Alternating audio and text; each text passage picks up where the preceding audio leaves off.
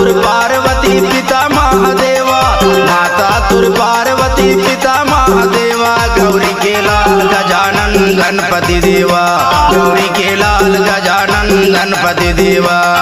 माता तुर पार्वती पिता महादेवा, माता तुर पार्वती पिता महादेवा। गौरी के लाल गजानन गणपति देवा, गौरी के लाल गजानन गणपति देवा।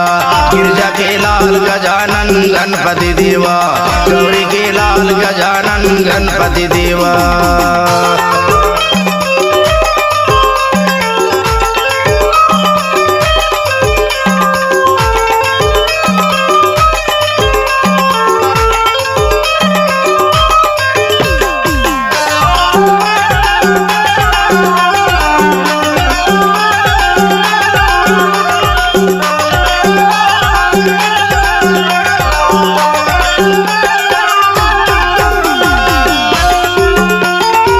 संझा बिहनिया होवे आरती मंदिर माँ मोर गाँव की।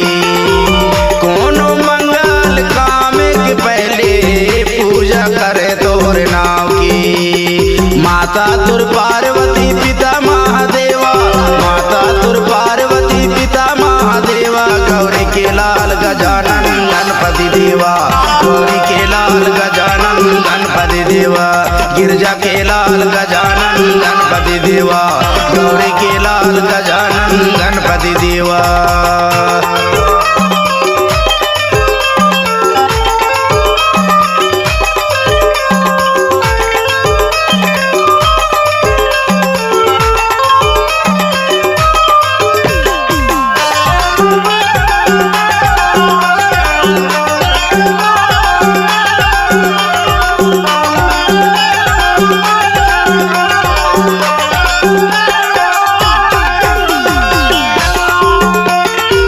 ब्रह्मलोक के माँ ब्रह्मा नाचे, देवलोक के माँ देवता। सबले पहले देव तोला मनावा, सबले पहले दे तो न्योता। माता तुर पार्वती पिता महादेवा, माता तुर पार्वती पिता महादेवा। गौरी के लाल गजानन गणपति देवा, गौरी के लाल गजानन गणपति देवा। गिरजा के लाल गजानन गणपति देवा, गौरी के लाल गजानन गणपति देवा।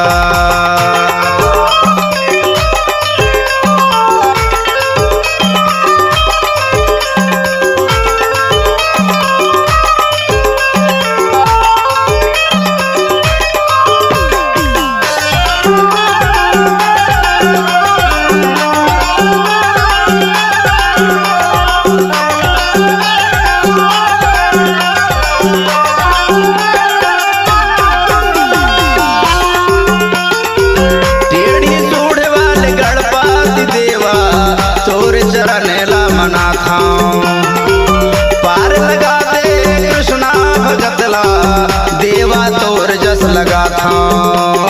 माता तुर पार्वती पिता महादेवा, माता तुर पार्वती पिता महादेवा। गौरी के लाल गजानन गणपति देवा, गौरी के लाल गजानन गणपति देवा।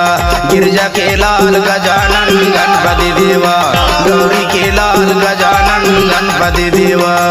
माता तुर पार्वती पिता महादेवा, माता तुर पार्वती पिता महादेवा। गौरी के लाल गजानन गणपति देवा, गौरी के लाल गजानन गणपति देवा। गिरजा के लाल गजानन गणपति देवा, गौरी के लाल गजानन गणपति देवा। गिरजा के लाल